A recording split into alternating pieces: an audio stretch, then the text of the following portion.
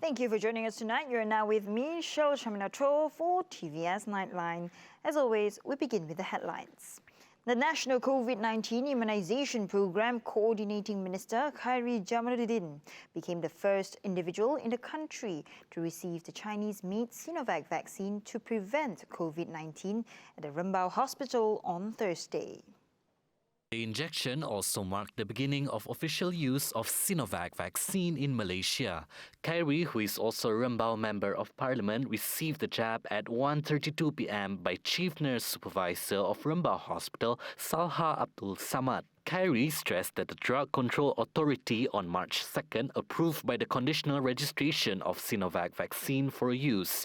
Furthermore, he said people no longer need to hesitate in receiving this vaccine because it has been used in 27 countries comprising of China, United Arab Emirates, Indonesia, Turkey and Brazil, which involves more than 60 million doses. And previously an icon of Kuching City, but now faded, as only remain in memories, as most of the maintenance and repair works are even untended to. Those were the conditions of Kuching State Civic Centre. Though not like before, active locals were still visiting the Kuching State Civic Centre for sports and recreational activities. Kami orang selalu ke Civic tu untuk mengisi masa lapang lah. Daripada kita set apa-apa kat rumah nak, better kita datang ke Civic petang-petang bersukan. Dengan PKP macam tu lagi memang susah bersukan, tapi dengan datang situ jaga SOP semua, everything boleh lah. Masih boleh dipola. Di situ kami selalunya jogging, berada, bersukan seperti memang pola situ bola tampar lah. Selainnya kita nangga some of yang umur remaja ataupun yang berumur, ada pergi senam aerobik situ ataupun ada zumba. Banyaklah aktiviti dapat dipolah di Civic Centre. Selalunya kami akan main volleyball, jogging dan workout lah dalam kawasan Civic Centre situ. Buat masa sekarang tu alhamdulillah makin meriah, tapi kuranglah belia untuk bersukan pada kali tu, maybe sebab pada COVID tu. The Kuching State Civic Centre is under the monitoring of Ministry of Youth and Sports since 2019. Since then, its Minister Dato' Abdul Karim Rahman Hamzah said that many plans have been made for the upgrading works of the said centre. However, the COVID-19 situation has postponed most of the planning supposed to be made. Kita menghadapi masalah dengan COVID-19. Kita tidak dapat membuat apa-apa. Dan tahun ini, insyaAllah, tahun 2021, kita sudah membuat perancangan tertentu. Among the plans which the ministry will continue includes continuing the function of the centre and at the same time maintaining unity among the locals. Sedaya upaya kita mahu Dewan Suara itu masih lagi menjadi pusat perpaduan. Selain daripada itu, kalau dalam jangka masa yang sama, ia dapat menjadi focal point untuk belia-belia, untuk pemuda-pemudi, untuk rakyat. Meanwhile, Kuchingites also hope that the Kuching State City Centre will continue to receive upgrading works. The centre can also be revived with more programs or activities held. Mau diceria lagi oleh kerajaan, bagus lagi. Malam apinya, dengan bangunannya, dicat semula ke, agar pelancong akan datang narin untuk Civic Centre. Banyakkan lagi aktiviti-aktiviti yang diadakan di Civic Centre itu supaya banyak tarikan, supaya banyak lagi orang datang ke Civic Centre dalam padaya, keselambungan daripada ia akan membantu kami peniaga-peniaga di situ lah. So apa ni mau Civic Centre tu jadi mercu tanda lagi lah. Sehari gig kelak supaya mundi maintenance dikasatkan lagi, akan jadi mercu tanda di Kuching tu lah. Jadi tempat tarikan orang datang situ, pola event, ada banyakkan lagi event di situ. So akan banyak tarikan dekat Civic Centre lah. Meanwhile, aid amounting to 5.6 million ringgit had been allocated to 11 transit bus operators in Sarawak through the temporary aid initiative for the year 2021 until 2022, with the aim to increase the quality of transit bus services other than covering the costs of running their daily operations. The temporary aid initiative was also set to increase the quality of transit bus services as well as to improve the perception of passengers about the quality of public transport services in Sarawak. Previously, the aid was known as the Interim Stage Bus Support Fund, which was introduced by the Land Public Transport Commission in 2012. This will also be a supplementary aid to the 1 ringgit bus fare service provided by the state government under the public transport subsidy in Kuching, Miri and Sibu. The said program will include 50 linking roads through Sarawak, namely 18 in Kuching and Sibu and 14 in Miri. The program commenced in May last year with a cumulative total of 1.22 million bus passengers. A good news as the government will introduce a new feature which would allow the public to register their elderly dependents on the My Sejahtera app. The National COVID-19 Immunisation Programme Coordinating Minister Khairy said that the updated feature is now ready. Esok, insyaAllah, esok kita akan memperkenalkan satu lagi kemudahan dalam My Sejahtera, iaitu pendaftaran tanggungan. Jadi selepas hari esok, bolehlah orang ramai daftar ibu bapa mereka, datuk nenek mereka dan sebagainya. Ya. Khairy added that the number of vaccine recipients for the second phase of vaccinations was still low, and he hoped that the move would be able to improve the statistics. Welcome back to the Nightline. Now, Singapore, via the Sarawak Trade and Tourism Office Singapore, or STATOS, is calling for large and small Sarawak food manufacturers to register their products with STATOS, free of charge, for the chance to seal lucrative export and import deals with Singapore as the world economies begin to reopen in 2021. There is tremendous interest among many Singapore food importers in fresh and processed products from Sarawak. Moreover, both Sarawakians and Singaporeans share similar food tastes. STATOS services include introducing proactive Sarawak entrepreneurs to potential buyers and importers from Singapore and working with Sarawakian entrepreneurs to achieve market acceptance for their export-ready products. When travel is permitted in the future, STATOS will resume their site inspections by bringing importers from Singapore to Sarawak to visit production sites and discuss joint venture opportunities. On to the COVID-19 development, as Sarawak on Thursday recorded 206 cases that have fully recovered and been discharged from several hospitals. Meanwhile, 303 new COVID-19 cases were recorded in Sarawak, with Serian recording the highest cases at 101. Two new clusters emerged, namely the Semuja Immigration Depot cluster, Serian, and Sungai Atap cluster, Meradong. There are 34 active clusters statewide, with 10 of those clusters recording additional cases, while the remaining 24 clusters recorded no new case. At the same time, there were one fatality recorded involving a 58-year-old senior citizen. Meanwhile, Muka district turned from an orange zone to yellow. At the same time, Malaysia's daily COVID-19 cases remained below the 2,000 mark with 1,213 cases. There were 1,503 new recoveries reported today, raising the total number of patients who have recovered from COVID-19 to 312,461. 1,207 of them were local infections, comprising of 866 Malaysians with 341 imported cases.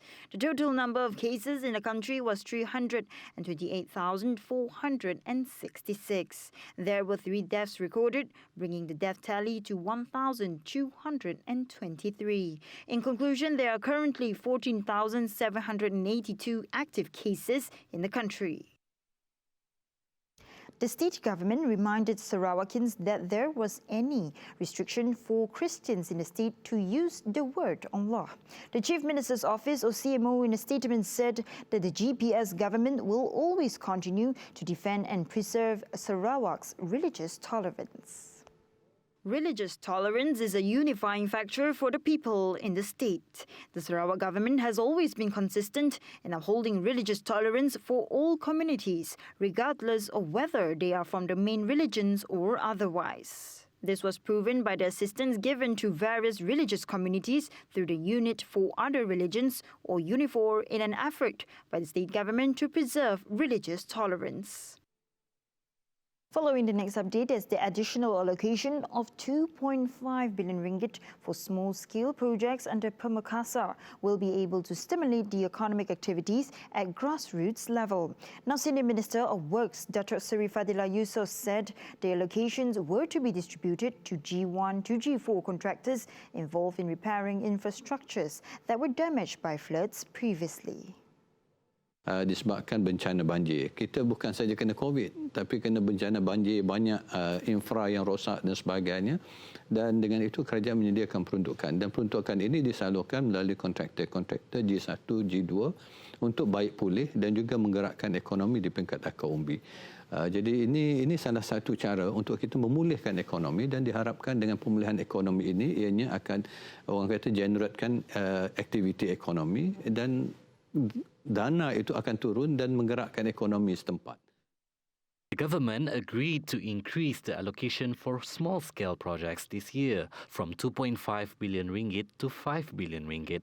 Among the small projects to be specifically given to G1 to G4 contractors are the repairing of public infrastructure and facilities damaged by floods, road repairs, social amenity programs, stratified housing renovations, which include elevator replacements in public housing and construction of stalls in local authority areas.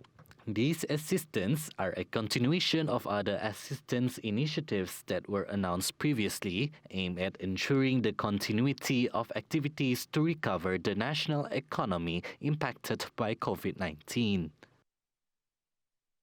Meanwhile, through Pemerkasa, the government's focus towards the continuity of the tourism industry will be able to boost the spirits of those involved in the sector. Minister of Tourism, Arts and Culture, Motak, is confident with the earnestness of the government through the re-stimulation of the tourism and retail sectors initiative. Through Pemerkasa, the tourism industry, one of the sectors worst affected by COVID-19, were given a few incentives to ease the burden and to support the sector's recovery. These incentives includes the extension of tourism and service tax exemptions on accommodation provided by hotel operators until December 31st, 2021, and the extension of tax incentives to tourism operator companies until the 2022 fiscal year. Also granted is the permission to defer the payment of monthly income tax installments from 1st April to 31st December, granted to selected tourism industry companies and selected industries such as movie theatres and spas. At the same time, the federal government said there were no proposals to make any changes to the existing tax system or to introduce new taxes aimed at increasing government revenue affected by the COVID-19. Minister of Finance Tengku Datuk Sri Zafrul Tengku Abdul Aziz said this includes the proposal of some parties to implement the goods and services tax, which has been abolished before. He said this during a media conference in conjunction with the National Economic Recovery Strategy following the announcement of the Pemerkasa stimulus package by Prime Minister Tan Sri Muhyiddin Yassin today. Thank you for staying with me. Now, the World Health Organization, WHO, continues to recommend the use of AstraZeneca vaccine worldwide, as the benefits of the vaccine far outweigh its risks. The WHO statement said any vaccination against COVID-19 would not reduce illness or deaths from other causes. The agency noted blood clots, known as thromboembolic events, are known to occur frequently as the result of venous thromboembolism, the third most common cardiovascular disease globally. The statement said WHO is in regular contact with Europe's drug regulator, the European Medicines Agency or EMA, and other regulators around the world for latest information on COVID-19 vaccine safety. The WHO said its Global Advisory Committee on Vaccine Safety continues to carefully assess the latest available safety data on the AstraZeneca vaccine and will immediately communicate its findings. Hock-Seng Lee Berhad or HSL has backed a 130.7 million ringgit contract for the construction of the Leadership Training Institute for the Sarawak Civil Service in Putrajaya, Kuching from the Sarawak government. The scope of works included infrastructure works, piling, administrative buildings and accommodation blocks, and the related mechanical and engineering works. The contract period is 27 months and physical construction work is expected to commence in April 2021. The contract is expected to contribute positively to the HSL Group's earnings and net assets as the project progresses during the contract period. However, the transaction will not have any effect on the share capital and substantial shareholdings of HSL. Now on to the sports developments, as national head coach Tan Cheng Ho still has hopes for most of his existing talents in the national team to take up the challenges in the second round of the World Cup 2022 Asia Cup 2023 qualifiers in June next year, rather than having new faces. He also refused to experiment with new talent by retaining over 70% of his existing lineup for the national team centralized training camp, which will begin next Monday in Johor Bahru. He explains that challenges including time constraints and uncertain friendly matches made it difficult for new faces to play, as the main focus now is to improve the performance and combination among the players in the existing squad. After being postponed for over a year, the Malaysian squad is scheduled to play in the second round of the World Cup 2022 Asia Cup 2023 qualifiers against United Arab Emirates UAE on June 3rd, followed by Vietnam and Thailand. Malaysia is on the right track to advance to the Asia Cup 2023 final after securing the second spot in Group G with 9 points after 5 matches. Nearly 600 athletes in 28 different sports have undergone training in quarantine following the rise in COVID-19 cases late last year. And after more than 2 months of training in quarantine, national athletes are about to enjoy a bit of freedom when the quarantine ends today. Minister of Youth and Sports, Dato' Sri Rizal Naina pointed out in ensuring that the performance, competitiveness and the mental health of athletes are maintained, they were allowed to undergo central training in control. Rizal also hoped that this relaxation, athletes could undergo training as usual and take advantage of it, as Selangor is now under the Conditional Movement Control Order, as well as seeing a reduction in new COVID-19 cases. At the same time, 342 fines were issued during the 17 days modified exhaust operation in the state. Out of the figure, 212 summons were issued for motorcycles, 122 for cars and 8 for others. A total of 8,786 vehicles were inspected throughout the operation so far. There were also fines issued for other traffic offences such as modifying license plates, using fancy license plates and modifying the appearances of their vehicles. In addition, the police has seized 58 motorcycles and a car for further investigation under Section 64(1) Road Transport Act 1987. On the other hand, national bintang Moto2 Hafiz Shahrin, who missed the pre-season testing, had flown to Qatar, unfortunately this time with an injury. Hafiz now has little time to return to his best performance before the 2021 season begins this March 28. He underwent an iron plate surgery on his right arm last February and missed the pre-season in Jerez, Spain early this month. The 27-year-old racer who flew to Doha on Wednesday morning was seen to be injured at his waist, and this was raised concern about his ability to handle the machinery effectively. The official tryouts for the Moto2 competition in national racing is this Friday. And that concludes TVS Nightline for tonight. And as always, thank you for tuning in to your local news tonight. Here with me, Shaminato, and I'll see you next time. Have a good night.